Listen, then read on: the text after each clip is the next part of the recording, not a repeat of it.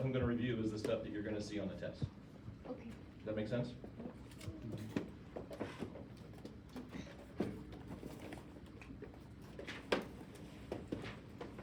And the way this review will work is I'm gonna say it and then you guys need to tell me what it means. If I do.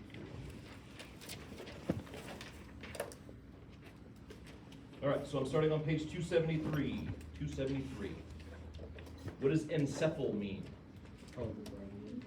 Encephal means brain. What does ish mean? I-S-C-H. Back or hold back, to hold back.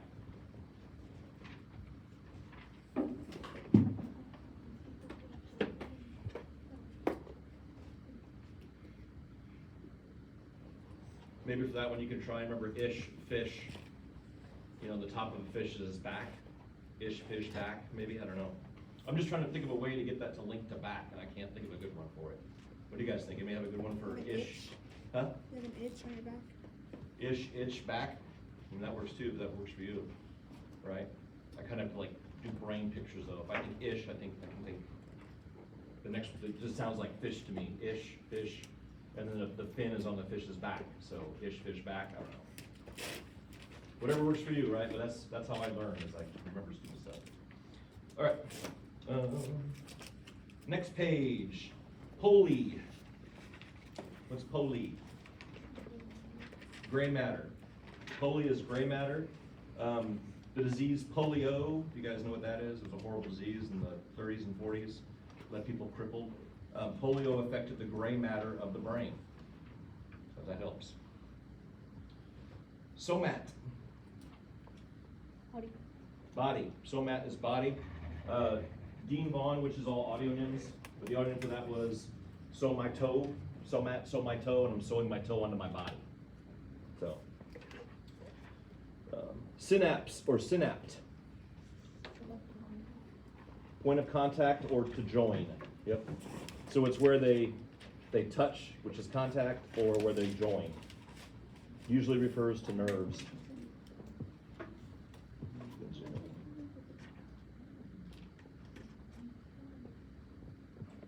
Hemi.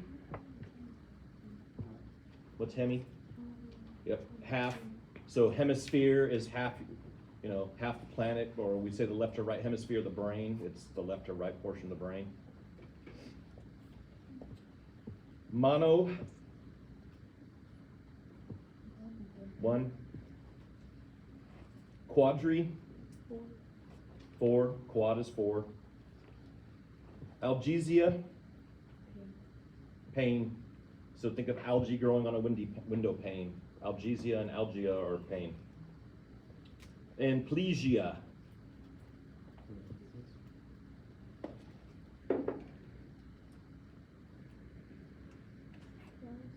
Paralysis. So plegia sounds like pledge to me. So when you guys, if you're doing the Pledge of Allegiance, you're not supposed to move. You're basically paralyzed, if that helps. All right. What is integration? When we're talking about the three functions of the nervous system, what is integration?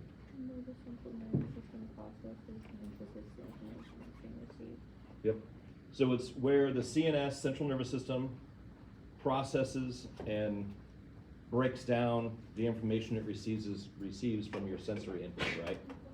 Basically, if you think about it, you know, it's just like if you hooked up a video camera to a monitor, the monitor still has to process that image to put it up on the screen. That's integration.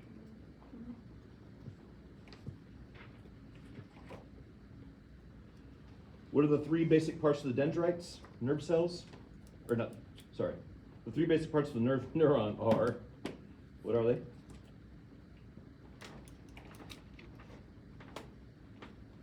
Page 276. Body, dendrites, and axon.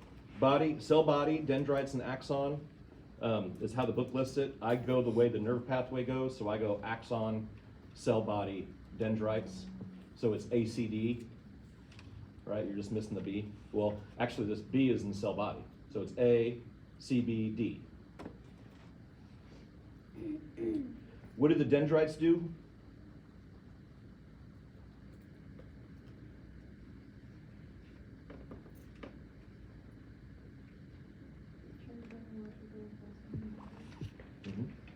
So they're the ones that receive the electrical impulses or messages from other neurons. So dendrites receive, axons, what do? They're the long branch, right? And then they send the message out over the synapse. Does that make sense?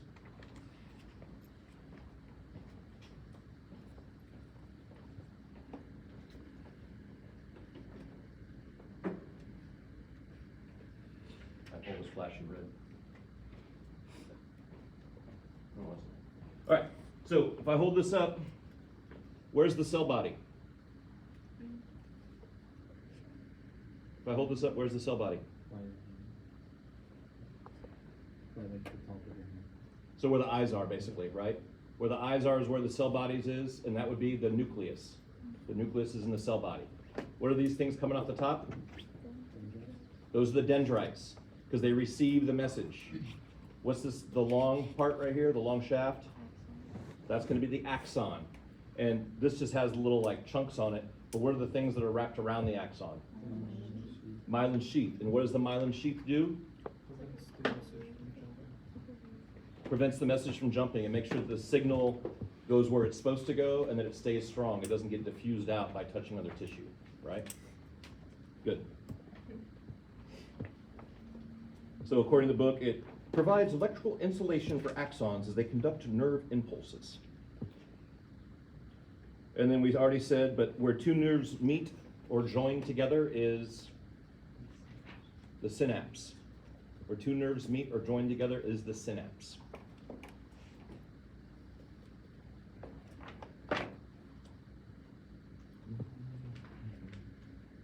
We talked about, let me get to where, that'll probably help. Okay, we talked about these a little bit, right? So remember that the neuroglia cells are what make the myelin. They provide that insulation. So neuro, N-E-U-R-O, glial, G-L-I-A-L, cells provide protective insulation for neurons. Glial means glue. They're the glue that hold nerves together. But since they're producing, think about your charging cable. If your charging cable, you have something that's producing the material to insulate your charging cable for your phone. Is the thing that's producing the insulation going to carry an electrical charge at all? No. So neuroglial cells don't carry electricity at all because they just make the insulation and make the glue that holds the nerve cells together, but they don't actually carry messages at all.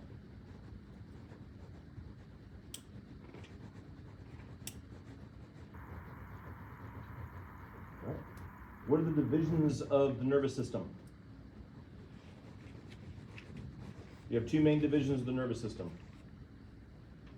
Go back to my little person.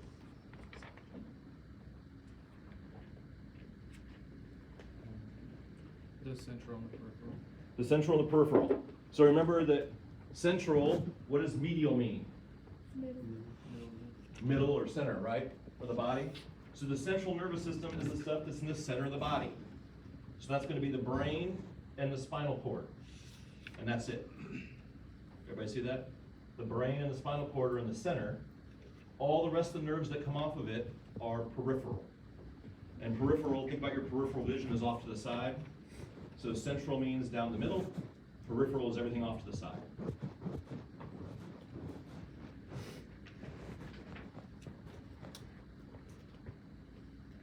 What does the central nervous system do?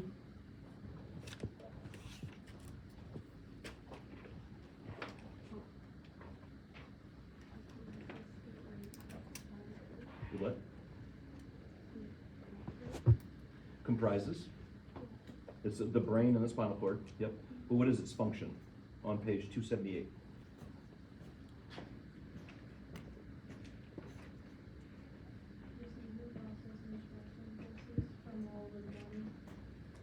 Yep. So it receives, processes, and responds to the impulses from all over the body. Receives, processes, and responds to impulses from all over the body. In other words, it's the command center of the body. The CNS is the command center of the body. It receives all the input, and then it processes it, and then it decides what you're gonna do. Because it tells you how to move, it tells you how your heart beats, it does everything, right?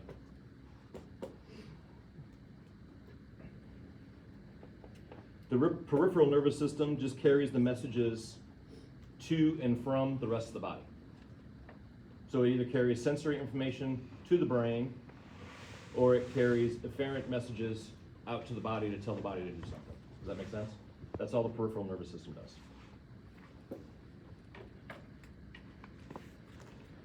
So our central nervous system is made up of gray and white matter. What's the difference between gray and white matter? Page 279. Myelinated.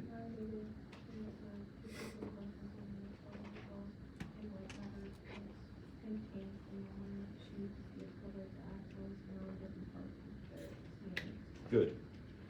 So know that gray matter is unmyelinated, and it makes up, it's mostly just the nerve bodies and dendrites, whereas white matter is the myelin sheaths. So it's insulated.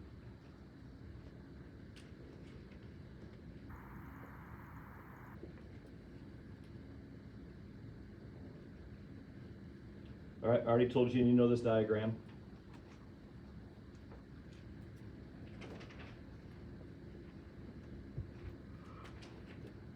And it's on page 279.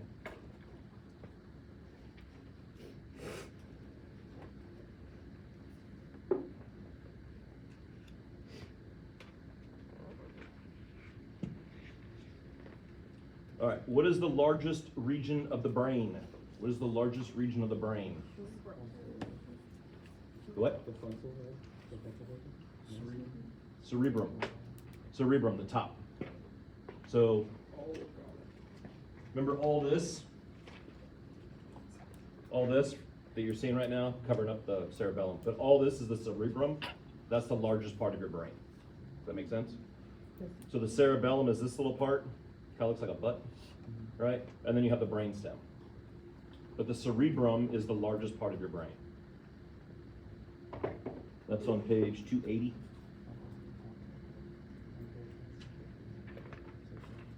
And the cerebrum is the seat of high-level cognitive functions. So that's your thought, right? And then such as language, reasoning, planning, memory, and sensory integration.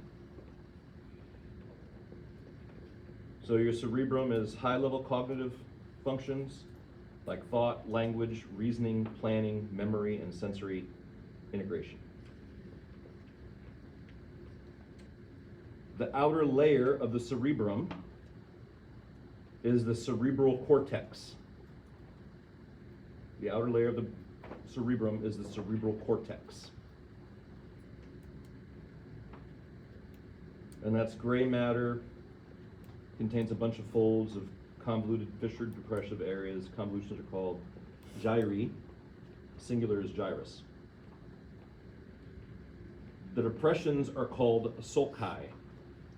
So what are the little caves, all these little cracks? What are they called?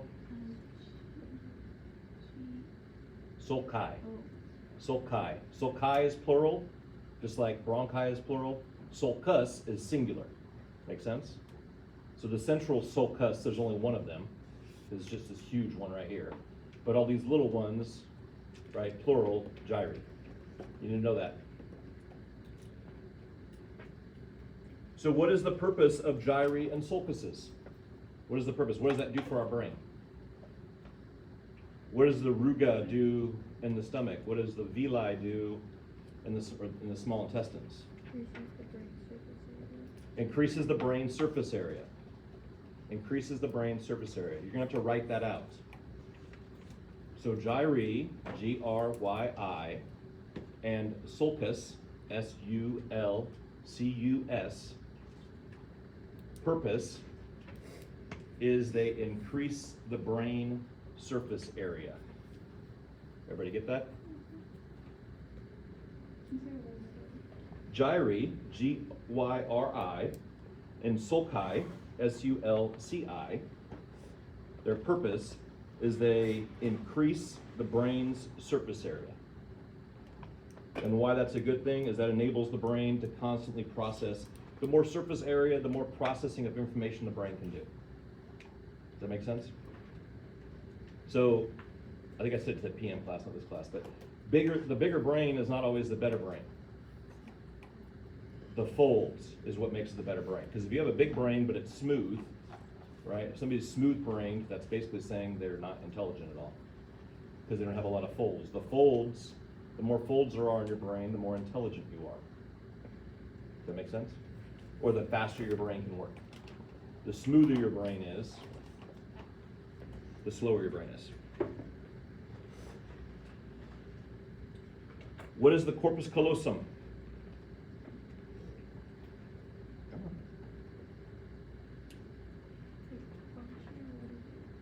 Both.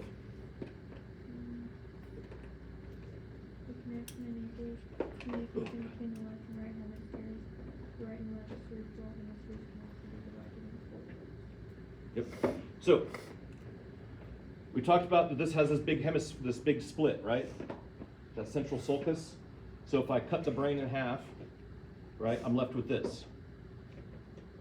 That fold, that central sulcus, goes all the way down to right there, to that band of white material. And that band of white material is the corpus callosum. And what that does is that connects the left and right hemispheres of your brain. Does that make sense? So they would be completely separate if you cut the corpus callosum, because this is a ventricle that's filled with cerebral spinal fluid. If you cut through the corpus callosum, the two halves of the brain would not be able to communicate with each other. So the corpus callosum connects the left and right hemisphere of the brain, allowing them to interact and function together. And that's on page 280. Yes?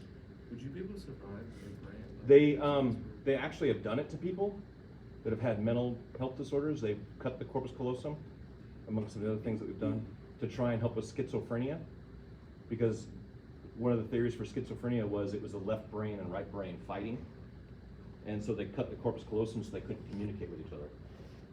So they survived. Yeah. Yeah. They didn't survive. Their mental function wasn't always the best. For some people it helped. For some people it was like, it made it 100 times worse. It's kind of like lobotomies. You guys know what a lobotomy is, right? Yeah. All right.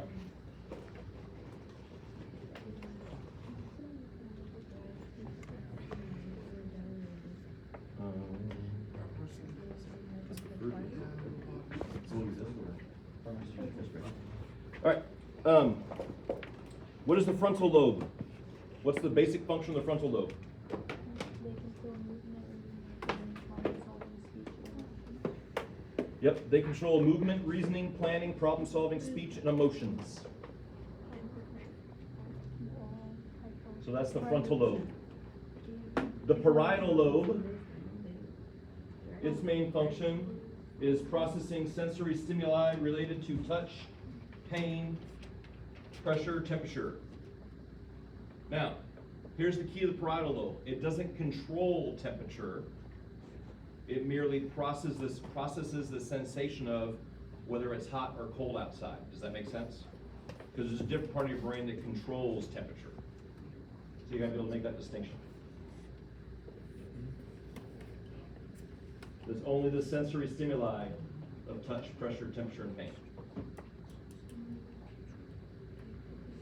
Occipital lobe is vision.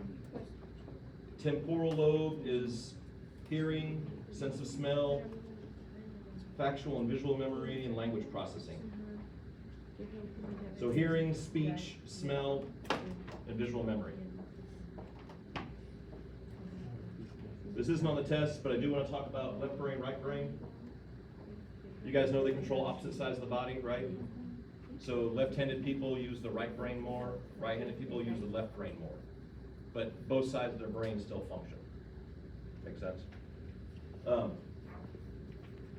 They believe, this is the theory, that people that are left-handed are more artistic, intuitive, creative, imaginative, and people that are right-handed, so left brain dominant, are gonna be more of those things. Now, but you also have to remember, because people read this and they're like, well, that's not true. Nature versus nurture, right? So somebody can be born left-handed, but if their parents are right-handed and they're taught to write right-handed, does that make sense? They may be right and do everything right-handed, but they're really left-brained. Make sense? And then the opposite's true. If somebody's left-handed, but their parents, or somebody's right-handed, but their parents are left-handed, they may teach themselves to be left-handed. So it's kind of like that. Also, you have, as they're raised, in their lifetime, the way that they're raised may change how they are. Does that make sense? So like, if you're right-brained, and you're really intuitive and creative and imaginative and emotional, but then you join the military, you can become more left-brained. Does that make sense? Because they teach you and they train you to become that way. So that's what nature versus nurture mean. Nature is the way you are when you're born, your genetic predispositions, and then nurture is how you're raised and the effect that it has on you, or how your life events. All right. What does the cerebellum do? Page 280. Controls the body's sense of balance. Yep. So it controls your body's sense of balance and equilibrium, and it coordinates movement of voluntary muscles.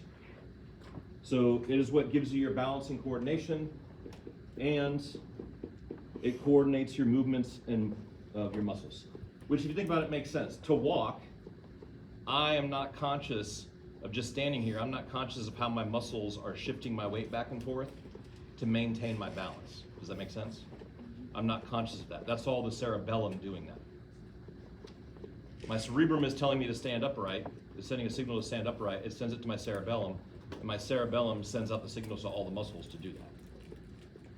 When I go to grab something, my cerebellum is what's adjusting how hard I squeeze it, which is what allows me to, like I said before, to pick up an egg versus a 10-pound steel ball, right? Because if I tried to grip the egg as hard as this 10-pound steel ball and lift it, I would crush it automatically. Your cerebellum is processing all that and doing all that adjustment of your voluntary movements. Diencephalon, the diencephalon. So we know that's the inner part of the brain, right? Right above the brainstem.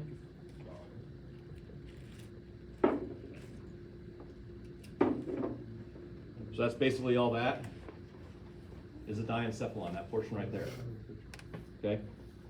So it contains the thalamus, the hypothalamus, and the pineal gland. So thalamus, hypothalamus, pineal gland. The hypothalamus is going to be below the thalamus because it's hypo. Hypo is below, right? Hypothalamus serves as a monitor and control center for the autonomic nervous system functions such as heart rate, blood pressure, body temperature, hormone production, hunger, thirst, and digestion. Wait, what were we just talking about? The hypothalamus, Okay, thank you. where I'm on page 280. All right. The hypothalamus serves as the monitor and control center of autonomic nervous systems functions such as heart rate, blood pressure, body temperature, hormone production, hunger, thirst, and digestion. What the hell does that mean? Your hypothalamus is the thermostat for your body.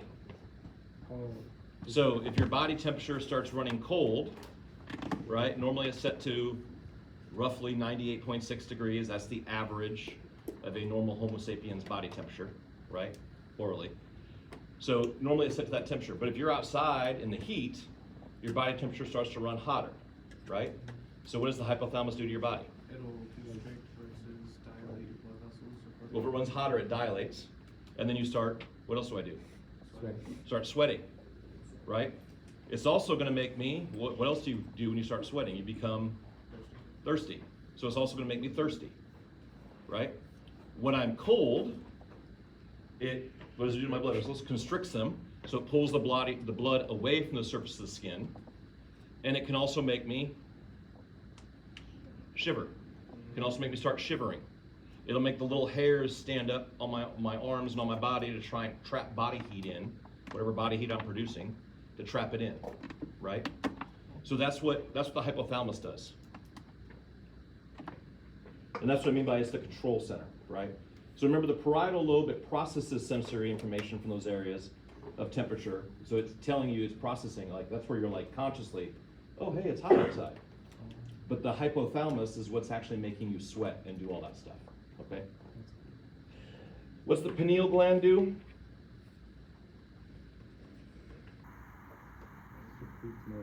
You're gonna have to write this out. You're gonna have to write out what the pineal gland is. The pineal gland is the smallest part of the diencephalon, and it secretes melatonin.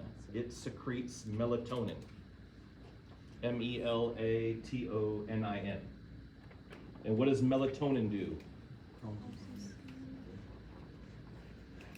Sort of. Helps Regulate your what?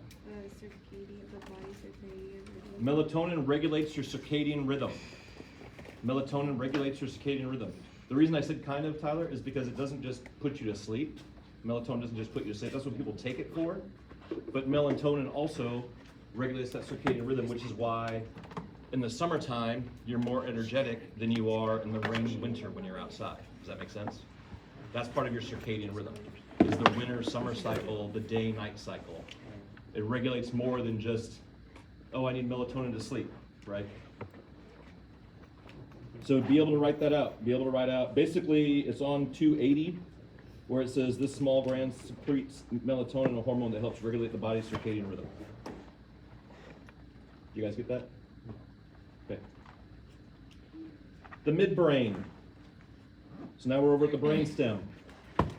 The three parts of the brainstem are midbrain pons and medulla oblongata. Be able to write those out. Midbrain, pons, medulla oblongata.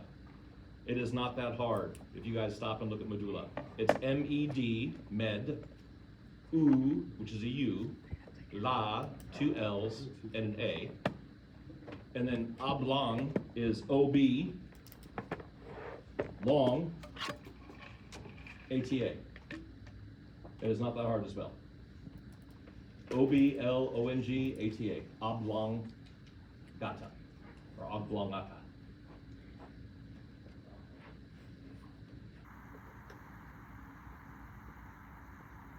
All right. In your brain, you have ventricles. They make and store what? Cerebral spinal fluid. And what does cerebral spinal fluid do for you?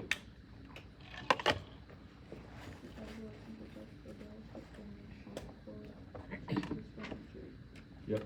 I was going to bring in an egg. I forgot to bring in eggs today.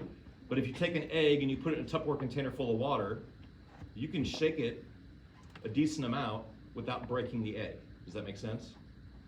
Versus if the egg was just in that container by itself and you shook it, the egg's going to crack. Does that make sense? So cerebral spinal fluid envelops the brain and the spinal cord, and it protects your brain from minor injuries. Now, when we talk about coup, counter-coup, concussions and things like that, that's not a minor injury. That's your brain bouncing back and forth inside your skull. But when you're jumping up and down, you don't get a concussion because the cerebral spinal fluid is what's cushioning your brain inside your skull. If you get a bruise to your brain, does it heal itself, or is it not? It does, but it can cause scarring, which can cause damage. That's what, you know, it all depends on the severity and the frequency. That's what the TBI, the football players get, encephalopathy, that's TTE, that's what that is for football players, which is why they're doing all the crazy helmets and stuff now. Why does like concussions and like TBIs affect your brain, like where you can't like remember who you are, just stuff like that? So, Feel good? hold your count one. Are you ready to test it? So we'll do one. Let's say you're in a car accident, right? And you've run into somebody head on, right? You hit like this, two cars. You rear end them, right? Hold your hands up like this. Your brain, when you hit, this is the front. Your brain, when you hit forward, goes smashing forward. It smashes in the front part of your skull. Oh. Then it smashes into the back. Then it smashes into the front. until the force of the movement is devolved. All objects, I mean, basic physics, all objects stay in motion unless acted upon by equal and opposite motion, right? So your brain literally rattles inside your skull, depending on the force of the impact is how many times it rattles before it stops. It doesn't just go forward and hit once, because once it hits, it bounces back. Apparently the mannequin didn't like. So your brain basically bounces inside your skull. Yep. It's no different than if you take something in a cup of water, you put something in like again, take an egg and put it in a Tupperware container and shake it forward and backward. After you stop shaking it, you're gonna see that egg's still gonna drift back and forth a couple times just till the momentum stops. What happens with concussions and TBIs, one time you might get a bruise and then it heals up pretty good, right? And it's okay. You start getting multiple in the same spot, it's gonna develop scar tissue. Scar tissue doesn't conduct electrical impulses. Plus, we already talked about brains heal and grow much slower than any other tissue in your body. So damaging those neurons, it takes them much longer to grow back if they grow back. Repeated injury causes them not to grow back. And then you have scar tissue which grows, which further blocks it. And that's why concussions and all that stuff are bad. I joke about it with my own kids all the time, but I've had lots of concussions. Or, I shouldn't say, I've had lots of things that should have given me concussions, but they were never diagnosed. And I look at how smart my kids are, and I'm like, wow, maybe I could have been that smart if I didn't have, if I hit my head so many times. Because nowadays, and when I was growing up in high school, like, you got your bell rung, and they just had you sit out for a play, and they put you back in. Nowadays they pull you from the game, and you have to go and get a concussion evaluation, and you don't have to go to school. You get a thing that says you don't have to go to school, for a few days because you can't think and process. Back then it was just like, yeah, who cares? Read this. Suck it up. I've only got a concussion once. All right. I tried to do it. If you want to know more about that, watch that. Not The Blind Side. What's the movie? Right. What's wrong? With Will Smith With Will. as the doctor. It's a football movie I though? can't It's get football my movie. band off. What do you mean? Look, you see how it's coming out right there? You watched I last can't year? take it out or put it back in. It's just stuck. If it's up, then it's stuck. Then it's stuck. Yeah, I'm stupid. Again, concussion. That's the name of the movie. Oh, Concussion. really? If you want to know more about it and why the NFL has such a big thing going, watch Concussion. It's the true story of the doctor who diagnosed CTE and discovered it in football players and like all the stuff that happened to them in the process of. So, yeah. The only concussion I got was All right. So there's the ventricles. They store and grow CSF. All right, your spinal cord. Your spinal cord. You need to be able to write this down. It goes from the medulla oblongata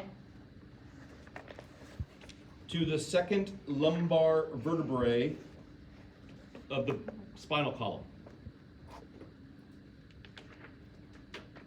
What the heck does that mean?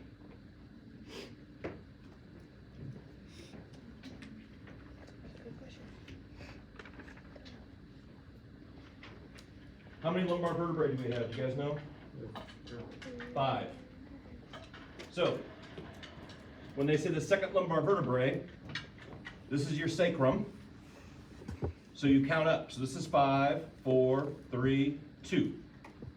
Your spinal cord goes down to there, and then it doesn't stop. That's where that quada equina that I always talk about, the horse's tail, is. So from the medulla oblongata, which is the bottom of the brainstem, to L2 of your spine, which is the second lumbar vertebrae. The easiest way to find it is you find your sacrum and you go up 5, 4, 3, 2. That's right there. And as you can tell, the skeleton, he's got his last set of nerve roots are right below that, or right below 3. And then from there it breaks out into the quada equina, where it just is the horse's tail. And there's a good picture of that. Have you ever messed up your house?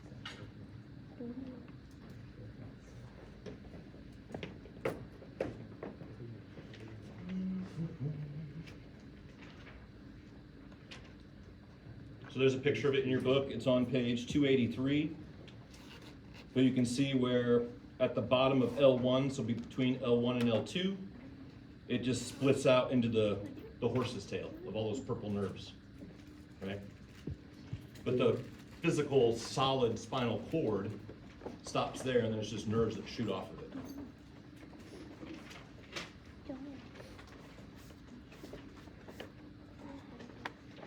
While the outside of the spinal cord is myelinated, so what color is it going to be if it's myelinated?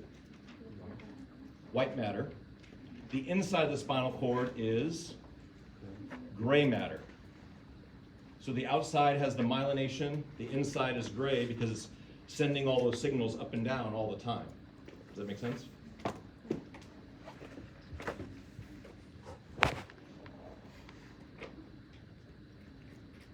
And what does the spinal cord do? Has two basic functions. Wait, I have a question. Yeah. What'd you say about the inside of the spinal cord? It's gray, right? Inside the spinal cord is gray, the outside is white. Okay, and what's the like? The white is myelinated or insulated, and the gray is not, is unmyelinated. Okay, so it's just unmyelinated. Mm-hmm. And now, if on the test you ask us like what colors, if we say white and gray, would you take it or Yep, would you? gray, it's white or gray matter, is all you have to say, white or gray.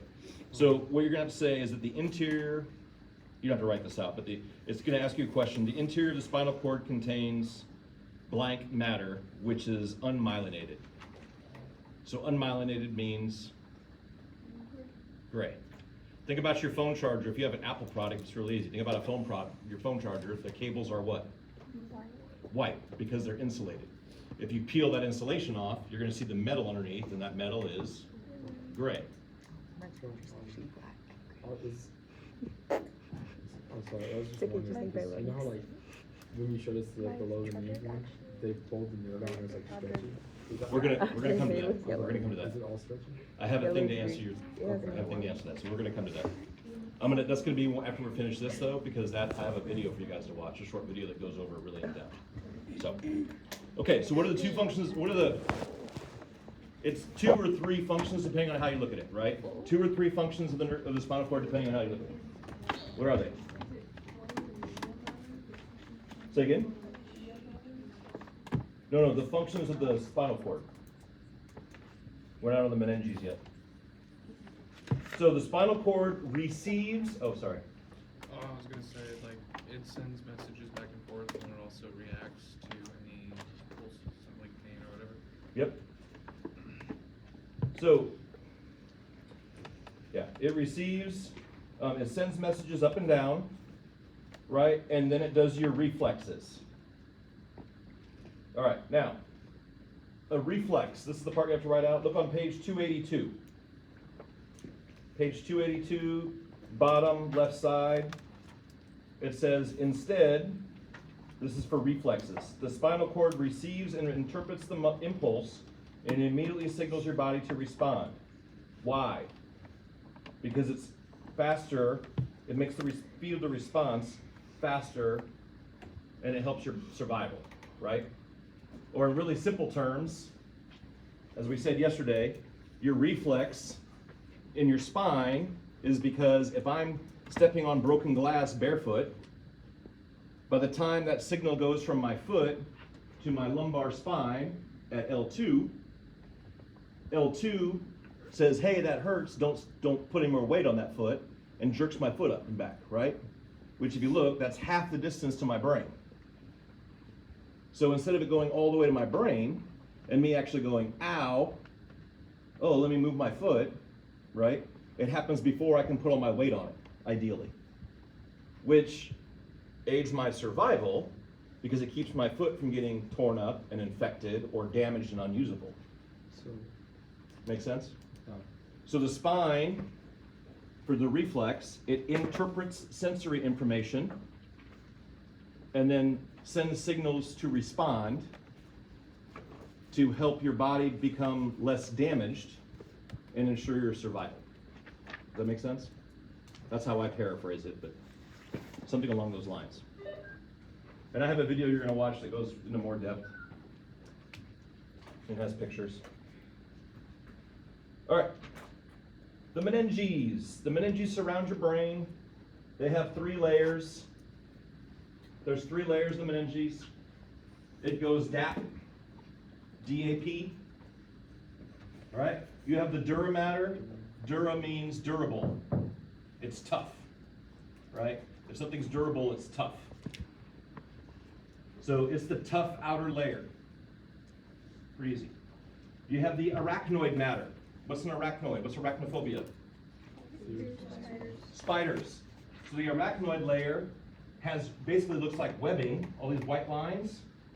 That's coming from the arachnoid layer that connect it to the pia layer, which is the inner softer layer. Why? Because think of those little white, well, I said webbing, but it's almost like little pillars. Because that white webbing, that the in between the arachnoid and the pia is where the CSF is. CSF is what? Cerebral spinal fluid. Everybody with me? So the reason the arachnoid has the web is it connects itself to the pia, the inner layer that actually coats the brain, see it? And the cerebral spinal fluid separates the 2 of them. Does that make sense to everybody? So what are the 3 layers? Dura, arachnoid, pia.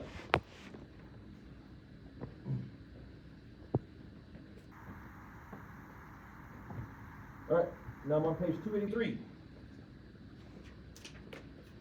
The peripheral nervous system. As we discussed, it's everything that is not the brain and the spinal cord. But it is made up of how many nerves? How many nerve pairs? 12 cranial nerves and 31 pairs of spinal nerves. Everybody get that? 12 cranial nerves and 31 pairs of spinal nerves. What do you mean by 31 pairs? If you started at the base of the skull and counted down between every set of vertebrae, and then you added the ones from the quada equina to it, you would see that there's 31 pairs. There's 31 gaps. Does that make sense? Right.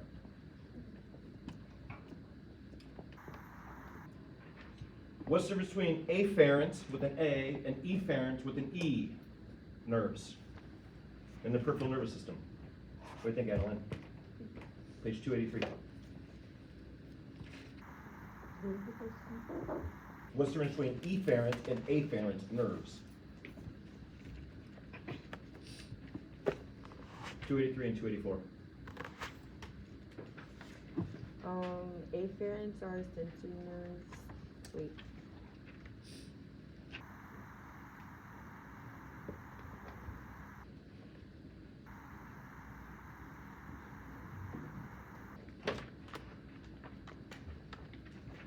All right. Oh. Look right here. Afferent, also called. Oh, the sensory nerve. Yep. Efferent, also called. The motor nerves. Afferent are the nerves that carry the senses to your brain, your sensory input. Efferent are what moves. Does that make sense? So afferent carry my senses to my brains. Afferent is like, oh hey, this table is hot. It's not so hot that my reflex is going to jerk my hand away, but it's hot enough that I probably don't want to hold it there very long. Does that make sense? So that's coming from my afferent nerves. My efferent nerves, that goes to the brain, I register it, and then the effect that the efferent nerve does is it makes me, I think, oh, I need to move my hand, so I move my hand. That's the effect. So effect is efferent. So, like, when you know, like, cooks, like, they deal with, like, a whole bunch of hot stuff, and, like, some, like, over time, they become less sensitive to it. Is that the brain? Is that the hand? It's both. It's both? It's both. The skin becomes thicker on their hands, so it's less likely to burn their skin because it's the outer layer of the epidermis becomes thicker to protect their hands from it. Just like if you are around a mechanic or somebody who works with their hands a lot, their palms and the skin of their hands actually becomes thicker, right? To protect the hands. But then also the brain turns down that sensory input because if you keep touching something the same time over and over again, your brain's gonna turn that down. Kind of the same way that you're not conscious of how your clothes rub on you when you move all the time. right?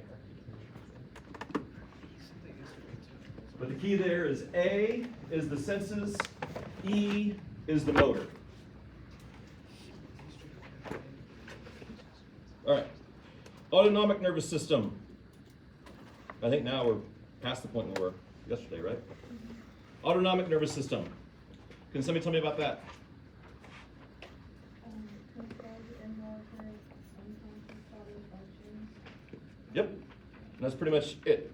So autonomic nervous system controls the involuntary unconscious bodily functions, right? That's your breathing, that's all that stuff. Make sense? Now, the autonomic nervous system is split into two branches, the sympathetic and the parasympathetic.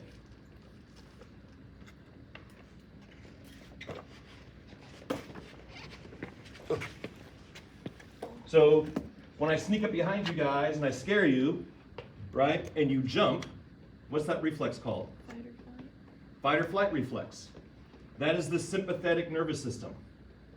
That is your fight or flight, that's your survival mechanism that you're walking down the street and somebody jumps out of a dark alley, right? Your body's gonna dump adrenaline into your bloodstream so you can either fight the threat or you can run away. Does that make sense? So that's what that does. It turns you, it dilates your, it makes your body function better. It basically is like, if you're into cars at all, it's basically like hitting your car with nitrous, right? Or taking a whole bunch of energy drinks in one shot. It dilates your pupils so you can allow more sunlight to come in so you can see better. It dilates your lungs so you can bring in more oxygen. It actually stops your digestive process. It makes your food stop digesting because you need all that extra blood to go to your muscles. So it pulls the blood away from your internal organs, like digestion and stuff like that, to go to your muscles and your lungs so you can run faster or fight stronger, right? At the same time, it starts to constrict some of the surface blood vessels, so if you become injured, you don't bleed everywhere, you don't bleed out, right? It's basically, you know, getting you ready to fight. All the physiological benefits your body can give you with chemicals to fight or to run for your life is what it's dumping into you, okay? Now, how does your body know when to shut that off? So if I have a system that turns that switch on, I have to have something that turns the switch off. Does that make sense? So the system that turns that switch off is the parasympathetic nervous system. So whereas the sympathetic is fight or flight, the parasympathetic is rest and digest. Does that make sense? So you have sympathetic, right? Imagine you're walking with somebody and somebody pulls a knife on them. You're gonna be sympathetic to them and you're gonna have fight or flight also, right? Now when you get away, when both of you get away from the threat, you need to turn that off and you need to rest and relax. And that's the parasympathetic. Everybody got that? Okay.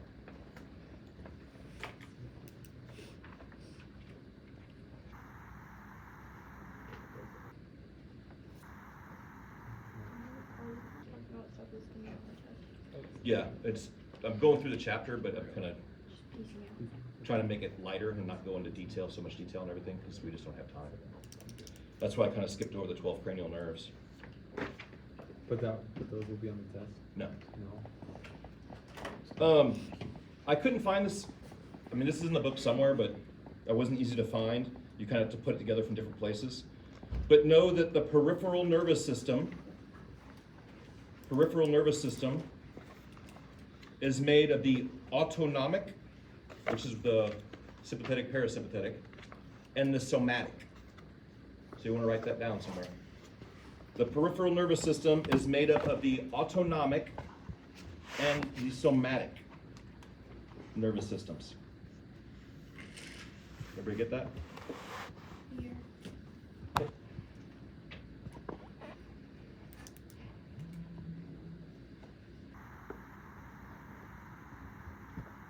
The other thing your parasympathetic nervous system does is it returns you to homeostasis. or homeostatic, is what they say there, but it's homeostasis. What's homeostasis?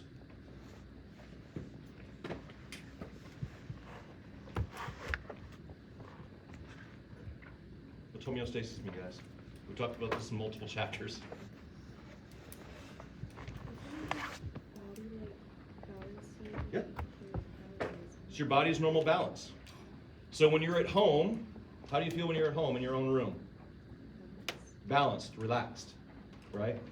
Just add relaxed or balanced, you know. But it's homeostasis, it returns, the parasympathetic nervous system returns your body back to its balanced state, that rest and digest.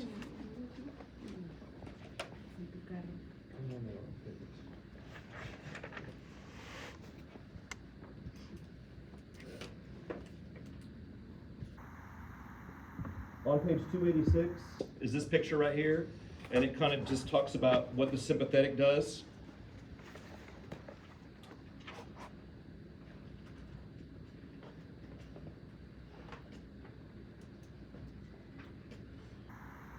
And it shows how the peripheral nervous system is broken out into the autonomic and the somatic. So we talked about the autonomic, that's your parasympathetic and sympathetic. Now we're going to talk about the somatic. That involves the skin and the skeletal muscles. What's somat mean? Body. So think about your external body, your skin and your muscles. Somatic is body, pertaining to the body. So it's your skin and your muscles. This controls voluntary activities of the body.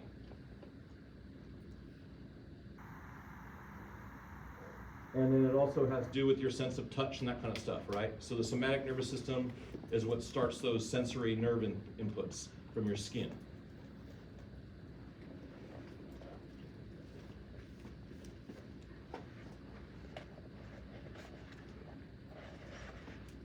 Everybody good?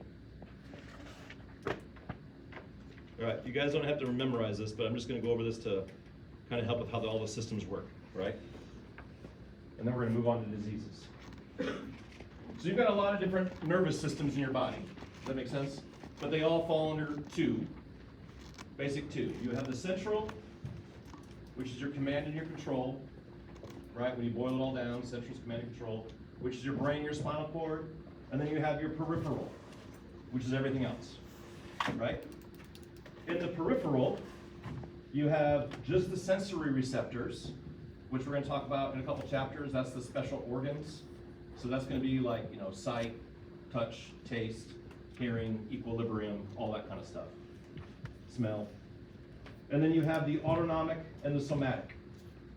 Soma means what? Body. Body. So it goes to the muscles and the skin. Autonomic is all of your involuntary stuff. It's auto, right? Automatic. Self-governing, basically it's self-run, runs itself. And that's going to be your parasympathetic, it's going to be your sympathetic, which is your fight or flight.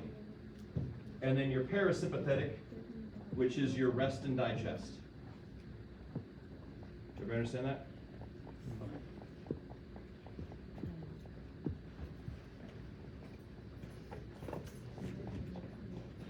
So let's talk about diseases. Livia, what's Alzheimer's disease? Page 287.